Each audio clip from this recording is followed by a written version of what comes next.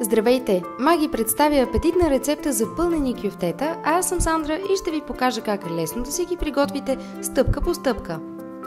В купа се поставят около 800 грама кайма и в нея се изсипват 4 супени лъжици прясно мляко и се чуква едно сурово яйце. Натрушават се 2 купчета зеленчуков бульон Маги и се прибавя половин връзка пресен магданоз, който се нарязва на ситно. Сместа се умесва много добре, докато добавените в каймата продукти се разпределят в нея равномерно. Каймата се оставя настрани и киселите краставички се нарязват на ситни купчета. Необходими са не повече от 2-3 кисели краставички. На купчета се нарязват и около 80 грама кашкавал. От получената смес се оформят напълно плоски кюфтета, като това се прави с мокри ръце, за да не залепва каймата по дланите. В центъра се поставят купчета кашкавал, кисели краставички и царевица от консерва.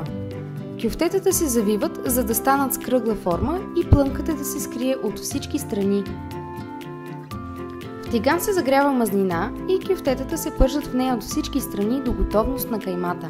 Сервират се топли с гарнитура по избор – свежа салата, ориз, картофено пюре или свежи чери домати.